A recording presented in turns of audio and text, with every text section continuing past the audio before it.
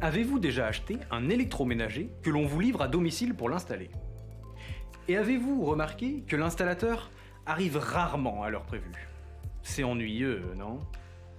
Sauf que dans mon travail, ce n'est pas une machine à laver à installer, mais une personne âgée qui a besoin d'aide pour sa toilette et à qui il faut préparer un bandage. Arriver en retard n'a donc pas la même conséquence.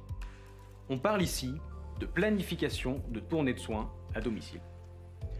Aujourd'hui, il existe dans la littérature scientifique un nombre incalculable de travaux permettant de trouver le meilleur planning possible. Et ce, en prenant en compte de nombreux paramètres. Les durées d'intervention, les temps de trajet entre les patients, les plages horaires à respecter, les difficultés de chaque intervention, etc. Mais, la plupart de ces travaux se font dans un environnement déterministe.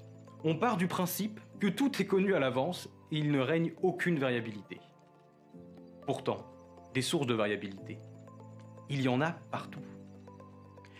Imaginez que vous êtes infirmier ou infirmière et que vous devez vous rendre chez votre patient à 9 h du matin pour lui faire une piqûre.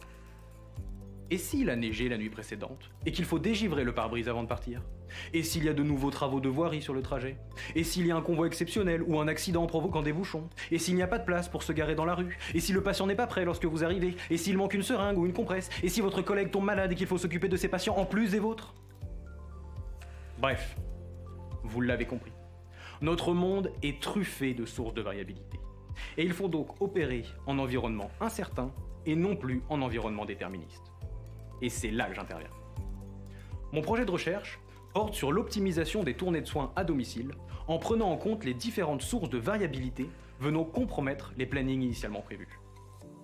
Pour cela, on veut créer des tournées de soins plus robustes que la normale, c'est-à-dire des tournées de soins qui viennent absorber ces variabilités. Ainsi, on travaille avec des gens du terrain pour réfléchir à des solutions. Par exemple, doit-on prévoir des marges sur les temps de trajet ou sur les temps d'intervention? Ou sur les deux? Et comment peut-on dimensionner ces marges? Toutes ces solutions, on peut facilement les recréer mathématiquement sur ordinateur et les simuler pour analyser leurs performances et leurs implications. Enfin, on va chercher à s'adapter aux gros événements imprévus. Car un décalage de 5 minutes, dû à un mini bouchon ou une place de parking à trouver, on peut facilement l'absorber en prévoyant une marge de temps. Mais un retard de plus d'1 heure, ou une urgence qui vient s'intercaler au dernier moment, ça devient compliqué.